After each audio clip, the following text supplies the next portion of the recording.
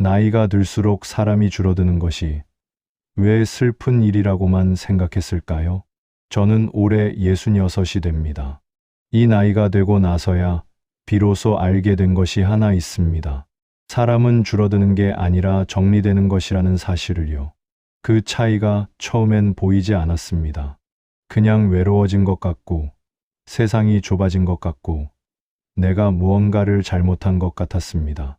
그런데 지금 돌아보면 그 정리의 시간이 제 삶에서 가장 조용하고 단단한 계절이었습니다. 오늘은 그 이야기를 해드리려 합니다. 오래 들어주셔도 좋고 잠시 귀를 빌려주셔도 좋습니다. 서두르지 않아도 됩니다. 제가 살아온 동네는 경기도 외곽의 작은 도시였습니다. 아파트 단지가 들어서기 전 골목이 있고 담벼락이 있고 이웃의 밥 냄새가 넘어오던 그런 동네였습니다. 저는 그 동네에서 태어나 자랐고 결혼도 거기서 했고 아이 둘을 거기서 키웠습니다. 사람이 많았습니다. 어머니 쪽 친척만 해도 명절이면 30명이 넘게 모였고 아버지 쪽 형제들은 넷이었는데 그 식구를 다 합치면 어른 아이 할 것 없이 동네 하나가 되었습니다. 저는 그 안에서 늘 큰집 며느리였고 동네 아주머니였고 교회 권사님이었고 반상회 총무였습니다. 이름이 많다는 것은 역할이 많다는 뜻이고 역할이 많다는 것은 애써야 할 곳이 많다는 뜻이었습니다. 동창회도 있었습니다. 고등학교 졸업 후 뿔뿔이 흩어졌던 친구들이 40 언저리부터 다시 모이기 시작했는데 처음엔 반가웠습니다. 얼굴이 달라졌어도 웃음은 그대로이고 부르는 이름이 그대로이고 교복 시절 이야기가 나오면 마음이 한 뼘쯤 어려지는 기분이 들었으니까요. 저는 그 모임에 빠진 적이 거의 없었습니다. 몸이 좋지 않을 때도 나갔고 집안에 일이 있을 때도 나갔습니다. 빠지면 왠지 관계가 끊어질 것 같은 불안이 있었습니다. 교회 모임도 있었고 아파트 라인 모임도 있었고 남편 직장 동료 부인들 모임도 있었습니다. 생각해보면 일주일 내내 어딘가에 불려다니거나 스스로 나서던 시절이었습니다. 그때는 그게 삶이라고 생각했습니다. 사람 속에 있어야 살아있는 것이고 관계 안에 있어야 외롭지 않다고 믿었습니다. 그리고 저는 늘 좋은 사람이고 싶었습니다. 음식을 잘 만들고 싶었고 말을 잘 들어주고 싶었고 누군가 도움을 요청하면 거절하지 못했습니다. 경조사 봉투는 형편보다 두툼하게 챙겼고 남의 이야기를 들으면 공감해 주려 애를 썼고 내 이야기는 조금 뒤로 미뤄두는 습관이 생겼습니다. 그게 인간관계를 유지하는 방법이라고 배웠기 때문이었습니다. 어머니도 그렇게 사셨고 할머니도 그렇게 사셨습니다. 그런데 어느 날 문득 피곤하다는 생각이 들었습니다. 몸이 아닌 마음이 피곤했습니다. 사람을 만나고 돌아오면 기운이 빠졌고 모임을 마치고 나면 허전함이 남았습니다. 그 피곤함의 이유를 저는 한참 동안 알지 못했습니다. 제가 58이 되던 해 가을이었습니다. 동창회 모임이 있던 날이었는데 그날따라 참석 인원이 많았습니다. 오랜만에 나온 얼굴들도 있었고 다들 반갑게 인사를 나눴습니다. 저는 늘 하던 대로 음식을 미리 예약해 두었고 총무 역할도 맡고 있어서 자리 배치며 회비 정산이며 이런저런 것들을 챙겼습니다. 식당 사장님께 미리 전화를 드려서 인원을 확인하고 단체 메뉴 구성도 부탁드리고 주차 공간도 물어봤습니다.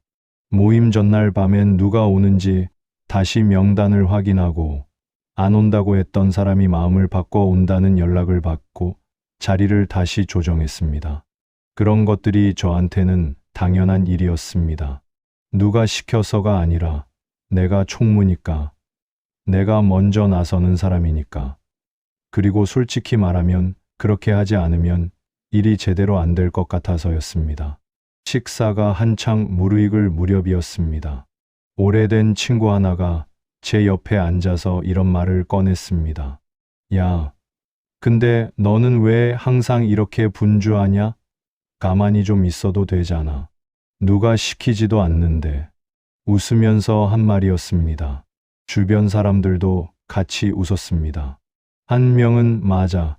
걔는 원래 저래라고 맞장구를 쳤고, 또 한 명은 그러니까 총무를 맞지라며 가볍게 넘겼습니다. 다들 그냥 지나가는 농담처럼 받아들이고 다시 각자의 대화로 돌아갔습니다. 저도 웃었습니다. 원래 이런 성격이잖아 라고 대꾸하고 자리를 정리하러 일어났습니다. 그런데 그 말이 집까지 따라왔습니다. 집에 돌아와 손을 씻으면서 설거지를 하면서 불을 끄고 침대에 누우면서 누가 시키지도 않는데 그 말이 자꾸 귓가에서 맴돌았습니다. 처음엔 그냥 흘려버리려 했습니다. 별 뜻이 있는 말이 아니라는 것도 알았습니다. 그런데 마음이라는 것은 내가 원한다고 해서 조용해지지 않았습니다. 왜 그 말이 그렇게 마음에 걸렸는지 저는 그날 밤 오래 생각했습니다. 그리고 새벽 무렵에야 겨우 그 이유를 찾았습니다. 그 말이 상처가 됐던 것은 그 말이 틀려서가 아니었습니다. 맞았기 때문이었습니다. 아무도 시키지 않았는데 나는 왜 그렇게 했을까? 진짜로 하고 싶어서였을까? 아니면 그렇게 하지 않으면 내 자리가 없어질 것 같아서였을까? 그렇게 해야만 저 사람들이 나를 기억해 줄 것 같아서였을까? 그 질문에 저는 쉽게 답을 내지 못했습니다. 그 뒤로 얼마 지나지 않아 또 다른 일이 생겼습니다. 남편 쪽 형제들 사이에 오래된 집 문제가 수면 위로 올라왔습니다. 시어머니가 돌아가신 지 3년이 지나도록 묵혀두었던 재산 이야기가 그의 추석 명절 자리에서 마침내 터졌습니다. 처음엔 조심스럽게 시작되었습니다. 시아주버님 한 분이 슬쩍 꺼내셨고 남편이 천천히 대답했고 거기서 말이 좀 엉켰습니다. 저는 그 자리에서 되도록 가만히 있으려 했습니다. 이건 형제들 사이의 이야기라고 생각했으니까요. 그런데 맏며느리라는 이름이 저를 그 한가운데로 데려다 놓았습니다. 누군가가 먼저 저를 향해 말을 꺼냈습니다. 형수님은 어떻게 생각하세요? 어떻게 생각하냐고요? 저는 그 질문이 진짜 의견을 묻는 것이 아니라는 것을 느꼈습니다. 그냥 나를 이 논쟁 안으로 끌어들이는 말이었습니다. 저는 최대한 중립적으로 두루뭉술하게 대답했습니다. 어느 편도 들지 않으려 했습니다. 그런데 그 자리가 끝나고 나서 말이 돌았습니다. 며칠 후에 친정 언니로부터 연락이 왔습니다. 언니는 머뭇거리다가 말했습니다. 어디서 들었는데 그쪽에서 내가 이기적이라고 하더라. 구체적으로 어디서 들었는지 누가 한 말인지까지 언니는 알고 있었습니다. 시누이 중 한 명이었습니다. 제가 시어머니 돌아가실 때 재산에 관심이 많았다는 식의 이야기였습니다. 저는 그 말을 들었을 때 잠시 아무 말도 하지 못했습니다. 언니도 말이 없었습니다. 전화기 너머로 서로의 숨소리만 잠깐 들렸습니다. 그러다 웃음이 나왔습니다. 서럽거나 화가 나는 대신 이상하게 헛웃음이 났습니다. 이기적이라니. 시어머니 병환 중에 제가 가장 자주 병원에 갔고 임종 때도 제가 옆에 있었고 장례 기간 내내 제가 음식을 챙겼습니다. 그 사람이 저를 이기적이라고 했다는 것이 우스워서 웃음이 난 건지 아니면 너무 황당해서 웃음밖에 나오지 않는 건지 저도 알 수 없었습니다. 그 헛웃음이 가라앉고 나자 아주 오래된 피로감이 남았습니다. 뼈 속까지 쌓인 것 같은 피로였습니다. 수십 년 동안 애써온 것들이 이런 말 한마디로 정리가 되는구나 하는 그런 피로였습니다. 교회 모임에서도 비슷한 일이 있었습니다. 같이 봉사하던 집사님 한 분이 계셨습니다. 몇 년을 함께 일한 분이었고 저는 그분을 꽤 믿는다고 생각했습니다. 힘든 일이 있을 때 서로 기도해 주기도 했고 명절엔 음식도 나눴습니다. 그분이 다른 자리에서 저를 두고 한 말이 전해졌습니다. 제가 어떤 행사를 준비하면서 인원 계산을 잘못해 준비물이 부족했던 적이 있었는데 그 일을 두고 원래 꼼꼼한 척하지만 실속이 없다고 하셨다는 겁니다. 전해준 사람은 제가 알아야 할 것 같아서 말한다고 했지만 그 말을 들었을 때 저는 알고 싶지 않았다는 생각이 먼저 들었습니다. 인원 계산 실수는 맞았습니다. 제가 잘못한 것이었습니다. 그 점은 인정했습니다. 그런데 몇 년을 함께하며 쌓아온 것들이 실수 하나로 원래 그런 사람이 되어버리는 그 속도가 저를 멍하게 만들었습니다. 사람이란 게 이런 것인가 하는 생각이 들었습니다. 오래 알았다는 것, 함께 무언가를 했다는 것이 반드시 서로를 이해한다는 뜻은 아니구나 하는 생각이요. 관계의 겉모습과 안쪽이 다를 수 있다는 것을 저는 그때 처음 제대로 느꼈습니다. 세 가지 일이 거의 같은 해에 겹쳤습니다. 하나하나는 아주 작은 것들이었습니다. 지나가는 농담, 들려온 뒷말, 전해진 험담. 누군가는 그게 뭐 그리 대수냐고 할 수도 있었습니다. 저도 처음엔 그렇게 생각하려 했습니다. 그런데 작은 것들이 같은 자리에 겹치면 그건 더 이상 작지 않습니다. 오래된 나무가 한 번에 폭풍에 쓰러지는 게 아니라 오랜 세월 조금씩 안쪽이 썩어 들어가다가 결국 어느 날 기울어지는 것처럼요. 저는 그해 겨울 들어서면서 모임에 잘 나가지 않기 시작했습니다. 처음엔 핑계를 댔습니다. 몸이 안 좋다고, 집에 일이 있다고. 그런데 얼마 후부터는 핑계를 만드는 것도 귀찮아졌습니다. 거짓 이유를 만드는 것도 결국은 그 관계를 붙잡으려는 노력인데 저는 그 노력조차 내려놓고 싶었습니다. 그냥 조용히 있었습니다. 전화가 와도 짧게 받고 연락이 뜸해져도 먼저 채우려 하지 않았습니다. 그러면서 저는 처음으로 제 마음이 어디를 향하는지를 가만히 들여다볼 수 있었습니다. 그 겨울에 저는 책을 읽기 시작했습니다. 원래 책을 즐겨 읽는 편이 아니었는데 딸아이가 생일 선물로 사다 준 책이 서재에 꽂혀 있었습니다. 정약용에 관한 책이었습니다. 사실 정약용이라는 이름은 누구나 압니다. 학교 교과서에 나오는 조선의 실학자, 목민심서를 쓴 사람, 거중기를 만든 사람. 그 정도로만 알고 있었습니다. 그런데 그 겨울밤에 천천히 읽어 내려가면서 저는 전혀 다른 사람을 만난 것 같았습니다. 정약용은 40살이 되던 해에 유배를 떠났습니다. 전라남도 강진이라는 작은 땅으로 쫓겨났습니다. 죄가 있어서가 아니라 정치의 파도에 휩쓸려서였습니다. 한양에서 누리던 벼슬도, 사람들과 나누던 교유도, 이름 있는 선비로서의 지위도 모두 잃었습니다. 가족과도 떨어졌습니다. 그 유배 생활이 무려 18년이었습니다. 저는 그 숫자 앞에서 한참을 멈췄습니다. 18년. 저도 이 나이까지 살면서 길다고 느낀 시간들이 있었지만 유배라는 이름의 고립 속에서 18년을 견딘다는 것은 제가 감히 상상할 수 없는 일이었습니다. 그런데 그 18년 동안 정약용이 한 일이 있었습니다. 책을 썼습니다. 무려 500여 권에 달하는 저작을 남겼습니다. 목민심서, 경세유표, 흥음신서, 그리고 수많은 편지들. 사람들로부터 멀어진 그 땅에서 그는 오히려 가장 깊이 생각했고 가장 많이 써냈습니다. 어떻게 그럴 수 있었을까요? 그 책 속에 이런 내용이 있었습니다. 정약용이 유배지에서 아들들에게 쓴 편지 중에 교유자오요, 즉 사람 사귀는 일에 대해 이런 뜻을 남겼습니다.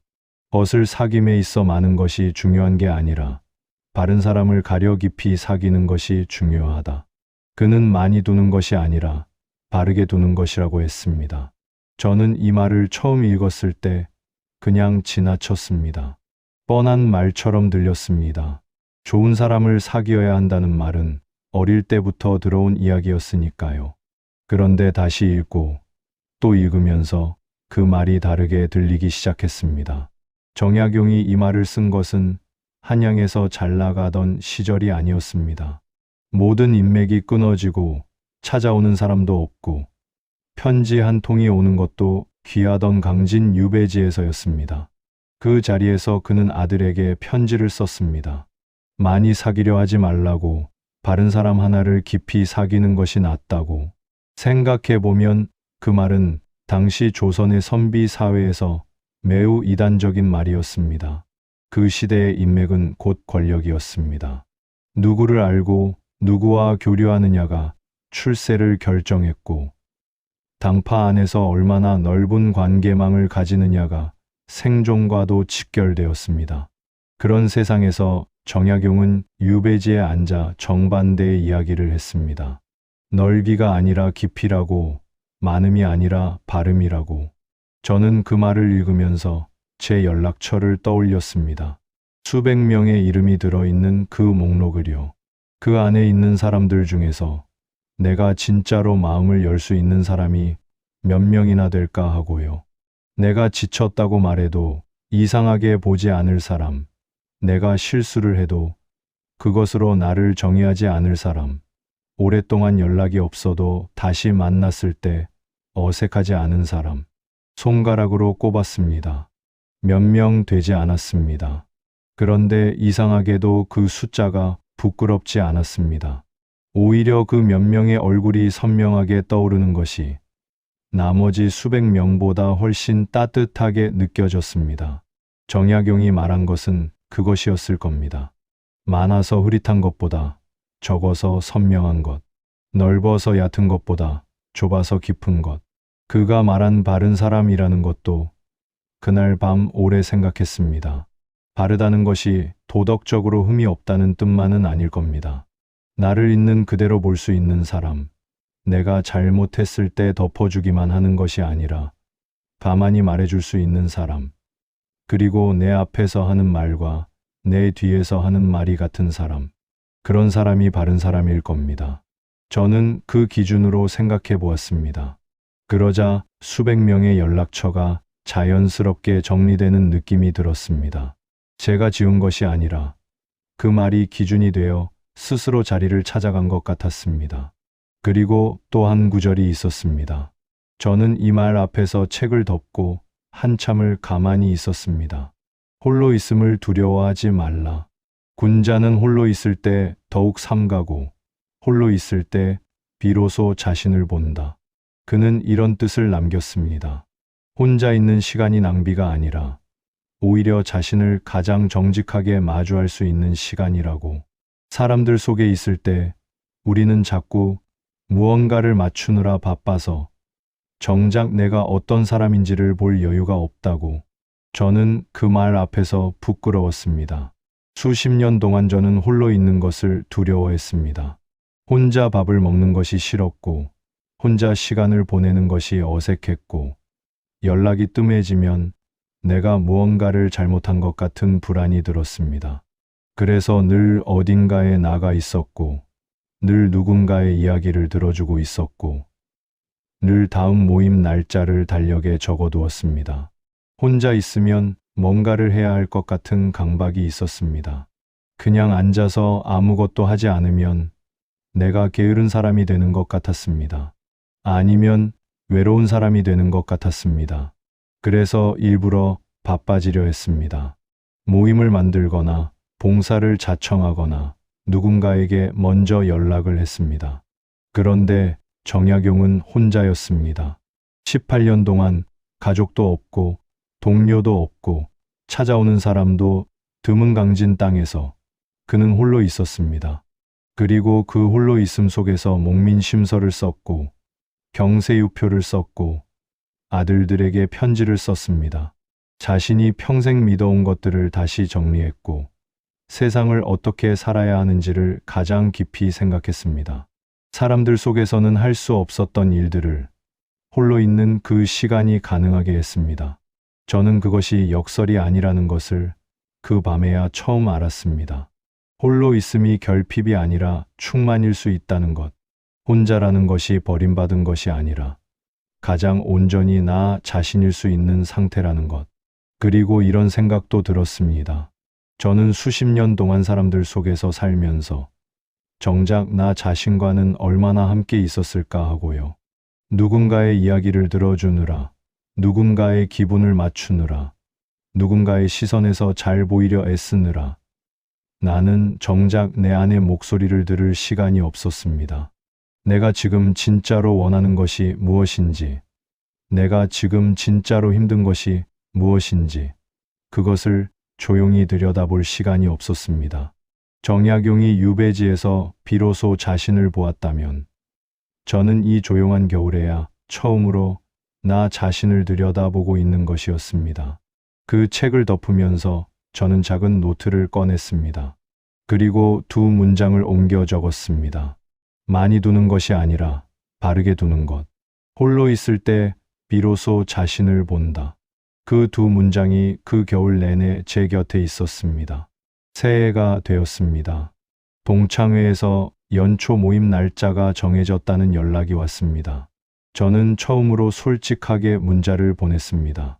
당분간 모임에 참석하기 어려울 것 같다고, 건강을 챙기는 시간이 필요하다고.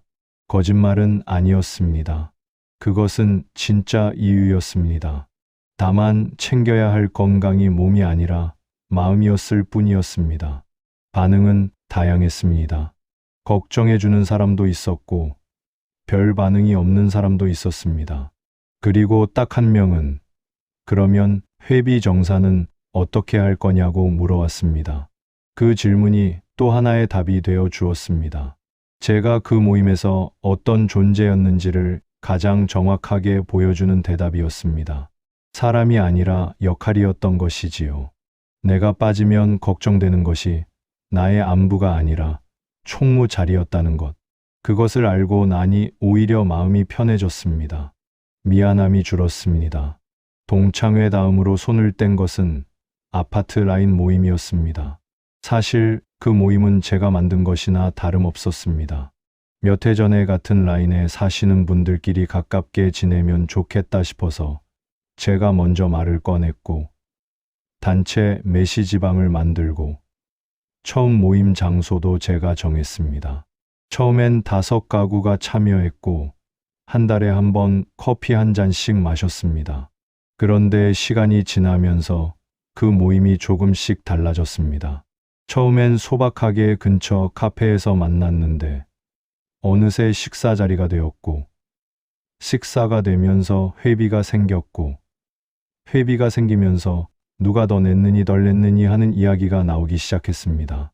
한 분은 모임에 자주 빠지면서도 중요한 결정에는 꼭 한마디를 했고, 또 한 분은 다른 분 이야기를 제게 따로 전하는 버릇이 생겼습니다. 그 이야기가 다시 돌고 돌아 오해가 생기는 일도 있었습니다. 저는 어느 날 그 단체 메시지방을 열어놓고 한참을 바라보았습니다. 오늘도 누군가 올린 글에 이모티콘으로 반응을 해야 하나, 이번 모임엔 나가야 하나 말아야 하나 생각하면서요. 그 고민을 하고 있는 내가 피곤해 보였습니다. 나가고 싶어서 나가는 것이 아니라 안 나가면 이상하게 볼까봐 나가는 것이었으니까요. 저는 조용히 그 방을 나왔습니다. 따로 인사말을 남기지 않았습니다. 나중에 복도에서 마주친 옆집 분이 방을 나간 것을 알고 계시더니 별말 없이 그냥 지나치셨습니다.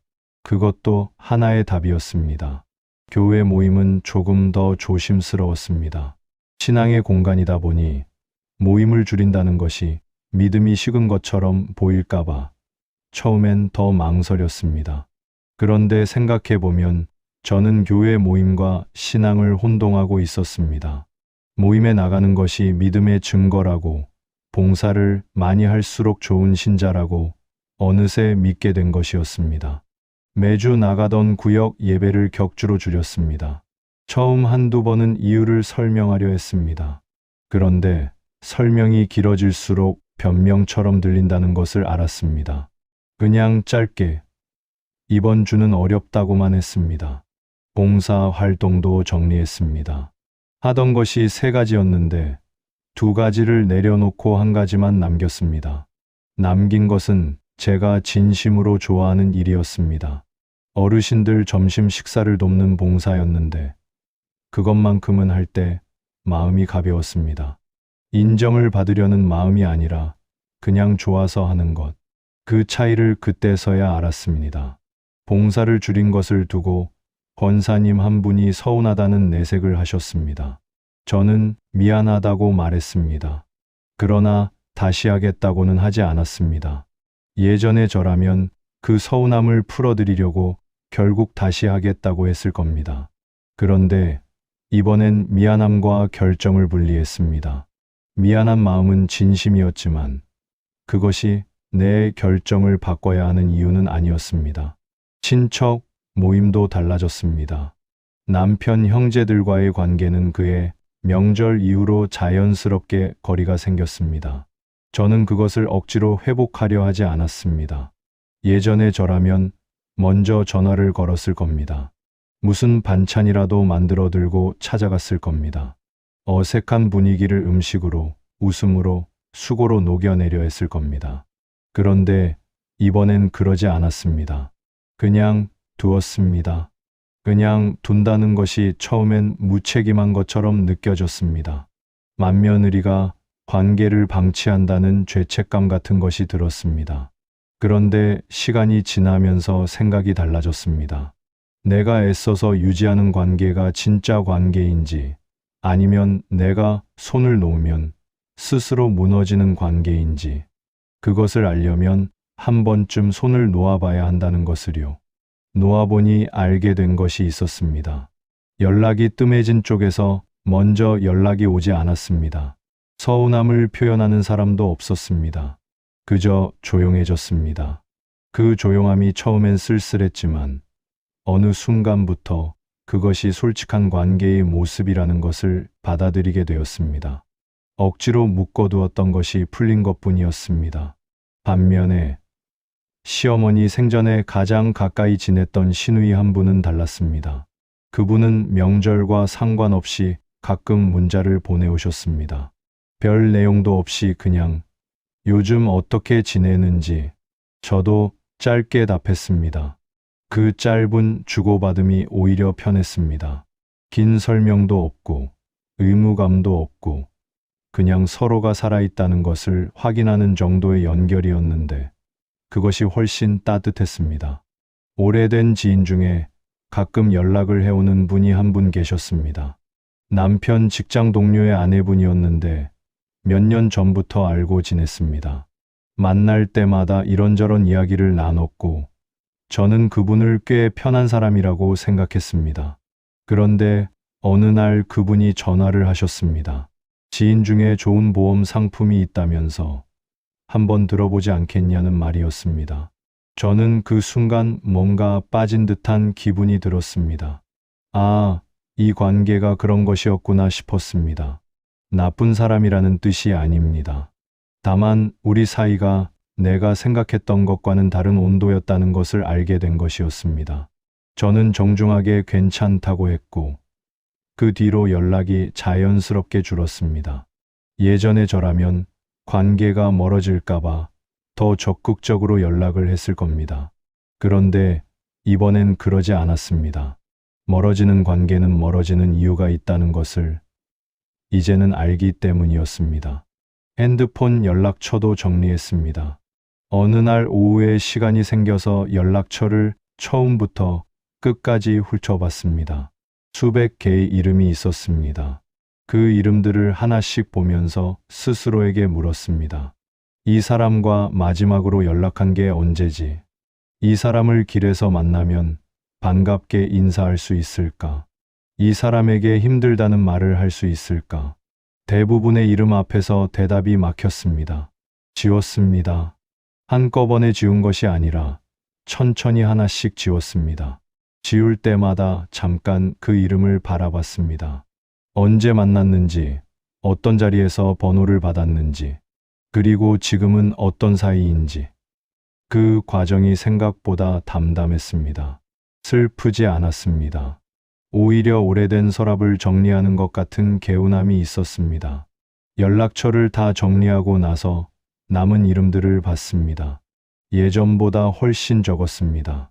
그런데 그 적은 숫자의 이름들이 전보다 훨씬 선명하게 보였습니다. 얼굴이 떠오르는 이름들, 목소리가 떠오르는 이름들이었습니다. 단체 메시지방도 하나씩 나왔습니다. 한때는 10개가 넘는 단체방에 들어가 있었습니다. 동창회방, 교회방, 라인 모임방, 친척방, 옛 직장 모임방, 어디서 생겼는지도 기억이 안 나는 방들까지. 그 방들에서 매일 알람이 울렸습니다.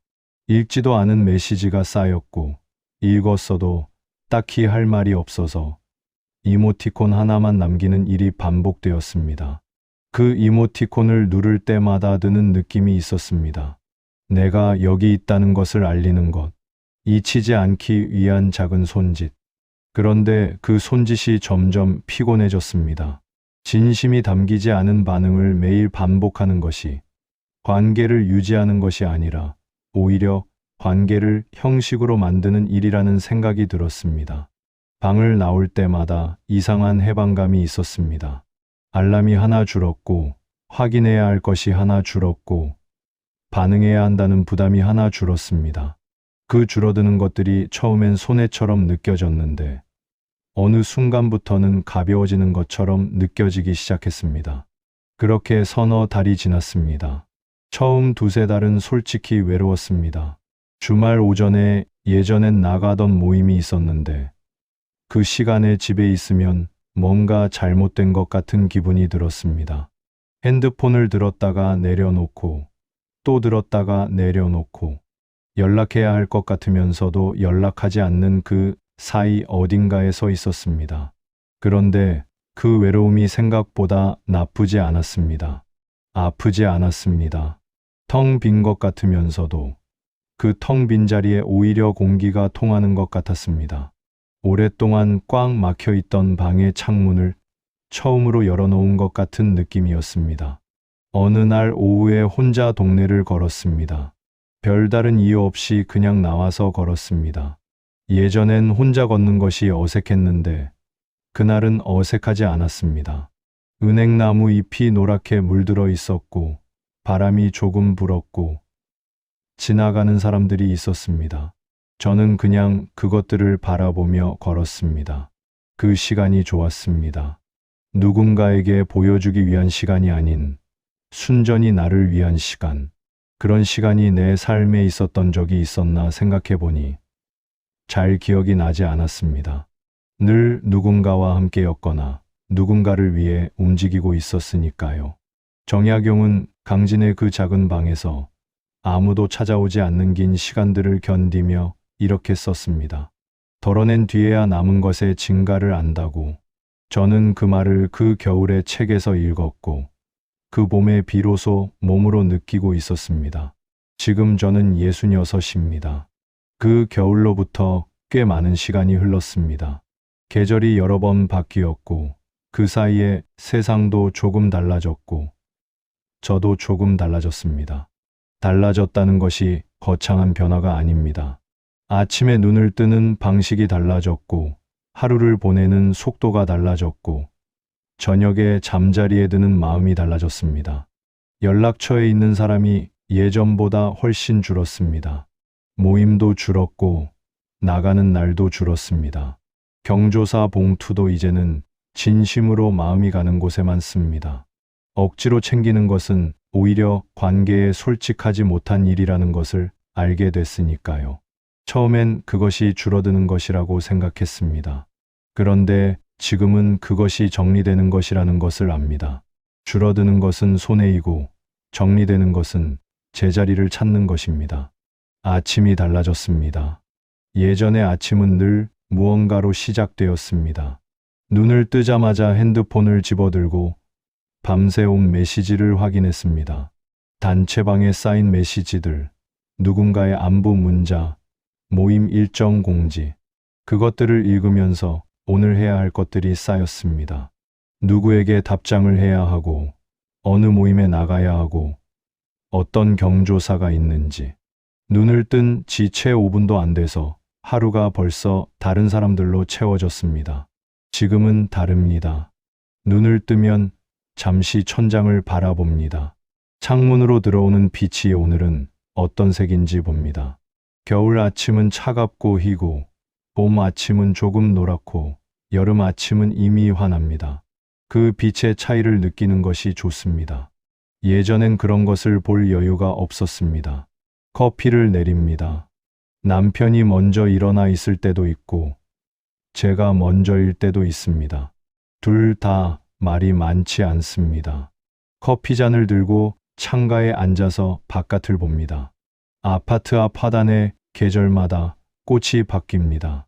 봄엔 개나리가 피고, 여름엔 수국이 피고, 가을엔 국화가 심어집니다. 그 꽃들을 오래 들여다보는 아침이 생겼습니다. 오늘 누구에게 어떻게 보여야 하는지 생각하지 않아도 되는 아침. 오늘 모임이 있는지, 무슨 말을 해야 하는지, 봉투를 얼마나 챙겨야 하는지, 혹시 내가 실수한 것은 없는지, 그런 것들을 생각하지 않아도 되는 아침이 왔습니다. 그 아침이 조용하고 좋습니다. 남편과의 시간이 달라졌습니다. 50년 가까이 함께 살면서 우리는 서로에게 익숙하다 못해 무감각해진 부분이 있었습니다. 각자 바빴고 각자의 일정이 있었고 저녁 식사를 같이 해도 화제는 주로 아이들 이야기나 집안 살림 이야기였습니다.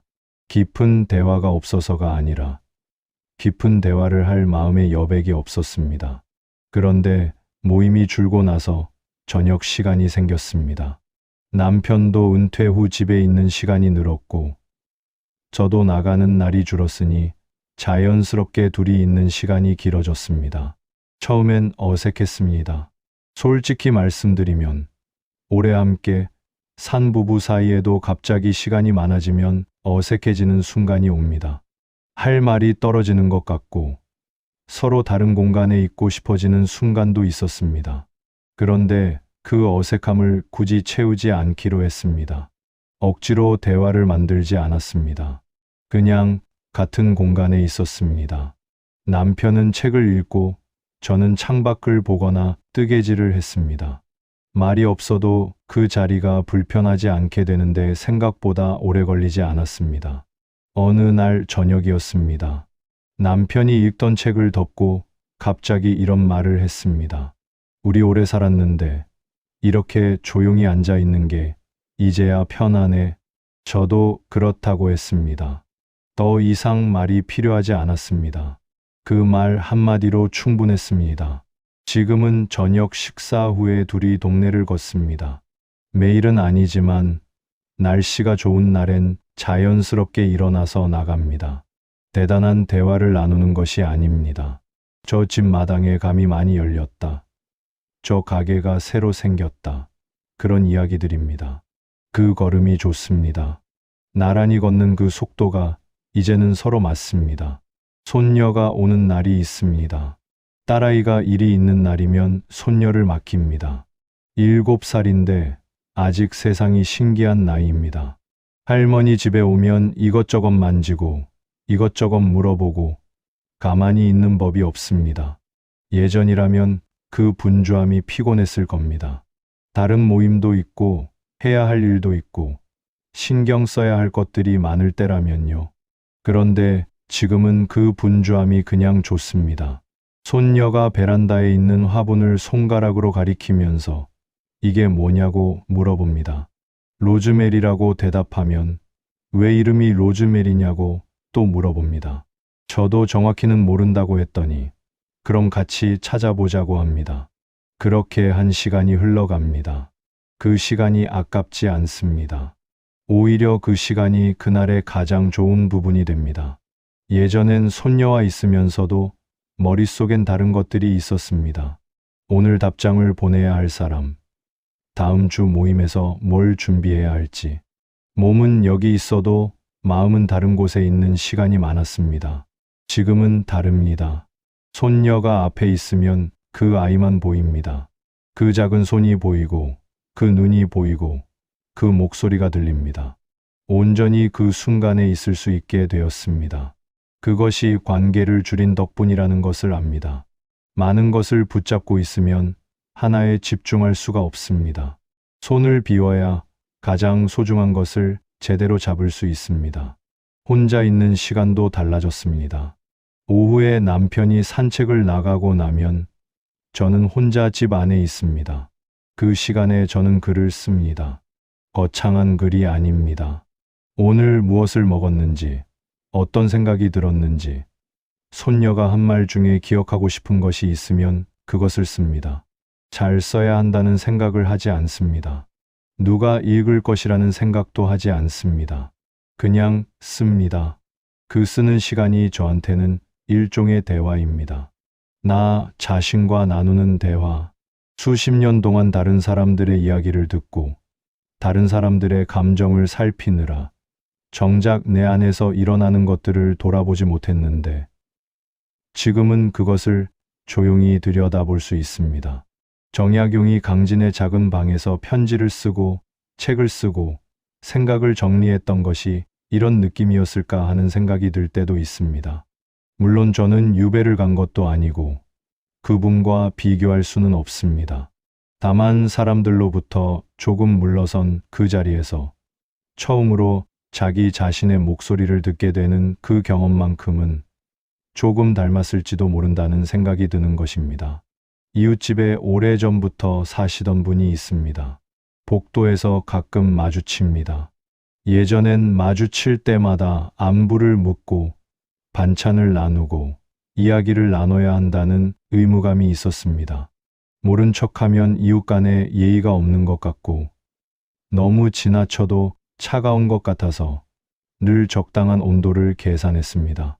그런데 지금은 눈이 마주치면 살짝 웃고 지나칩니다. 그 웃음 하나가 오히려 더 따뜻합니다. 억지로 이어가는 대화보다 솔직한 눈인사 하나가 더 진심이었습니다. 그분도 그것으로 충분하신 것 같았습니다.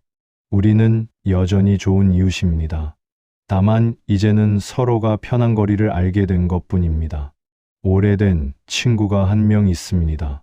중학교 때부터 알던 사이인데 지금은 1년에 두세 번 만납니다. 자주 만나지 않지만 만날 때마다 이상하게 편합니다.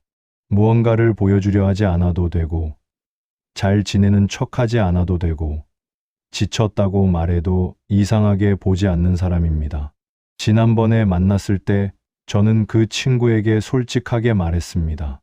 요즘 많이 편해졌다고, 사람을 줄였더니 오히려 마음이 가벼워졌다고. 그 친구는 가만히 듣다가 이렇게 말했습니다. 나도 그래. 나이 드니까 진짜 편한 사람만 남더라고. 근데 그게 슬픈 게 아니더라. 그냥 그게 맞는 거더라고. 저는 그 말을 들으면서 고개를 끄덕였습니다. 그래, 맞는 것이었습니다. 잘못된 것이 아니었습니다. 줄어드는 것이 아니라 제자리를 찾아가는 것이었습니다. 그 친구와 헤어지면서 다음에 또 보자고 했습니다. 언제 보자고 날짜를 정하지 않았습니다. 그냥 또 보자고 했습니다.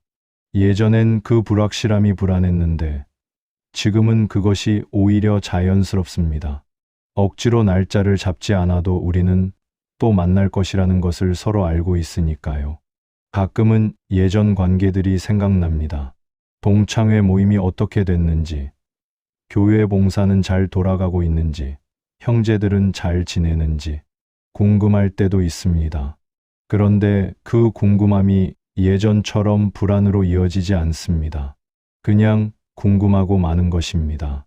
소식이 들려올 때도 있습니다.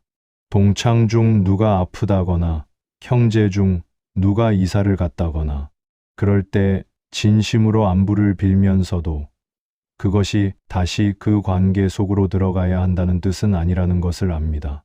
멀리서 잘 되기를 바라는 마음도 진심입니다. 꼭 가까이 있어야만 마음을 쓰는 것이 아닙니다. 정약용도 유배지에서 한양에 있는 사람들을 걱정했을 겁니다. 함께하지 못해도 마음은 닿을 수 있다는 것을 그도 알았을 겁니다. 거리가 관계의 깊이를 결정하는 것이 아니라는 것을요. 요즘 제 하루는 이렇습니다. 아침에 일어나서 커피를 마시고 잠깐 걷고 집에 돌아와서 글을 쓰거나 책을 읽습니다. 점심은 남편과 둘이 먹습니다. 특별한 메뉴가 아니어도 좋습니다. 남은 반찬으로 차린 밥상이어도 같이 먹으면 좋습니다. 오후엔 손녀가 오는 날도 있고 혼자 조용히 있는 날도 있습니다. 저녁이 되면 남편과 짧게 걷거나 각자 하고 싶은 것을 합니다. 그 하루 안에 억지로 채워야 할 것이 없습니다. 누군가를 만족시켜야 한다는 부담이 없고, 빠지면 안 된다는 의무가 없고, 잘 보여야 한다는 긴장이 없습니다. 하루가 끝날 때 저는 가끔 그날을 돌아봅니다. 오늘 내가 진심이었던 순간이 어디였는지를요. 그 순간들이 많지 않아도 괜찮습니다. 적지만 선명한 것들이 하루를 채웁니다. 정약용은 유배가 끝나고 고향으로 돌아왔을 때 더 이상 예전의 자리를 탐하지 않았다고 합니다. 한양으로 다시 올라가 벼슬을 구하지 않았습니다. 고향 마제에 머물며 책을 읽고 글을 쓰며 남은 생을 보냈습니다. 18년의 유배가 그를 망가뜨린 것이 아니라 오히려 가장 본질적인 삶이 무엇인지를 가르쳐 준 것이었습니다. 그는 이런 뜻을 남겼습니다. 적게 가지되 그 적음이 충만하게 하라. 저는 그 말을 이제 삶으로 읽습니다. 책에서가 아니라 오늘 아침 햇빛이 창문으로 들어오는 것을 남편과 나란히 바라보던 그 순간에서, 오래된 친구와 아무것도 보여주지 않아도 되는 밥 한 끼에서, 손녀가 로즈메리 이름을 물어보던 그 오후에서, 아무도 찾지 않는 오후에 혼자 앉아 글 한 줄을 쓰는 그 시간에서요. 사람이 줄었는데 마음은 가벼워졌습니다. 하루가 조용해졌는데 하루가 더 깊어졌습니다. 관계가 줄었는데 관계가 더 따뜻해졌습니다. 그것이 제가 66에 이르러서야 배운 가장 늦고 가장 좋은 것입니다. 조용하지만 이제 흔들리지 않습니다. 이 이야기가 마음에 남으셨다면 구독과 좋아요로 함께 해주세요. 그리고 여러분의 생각을 댓글로 알려주세요. 다음 이야기에 많은 힘이 됩니다.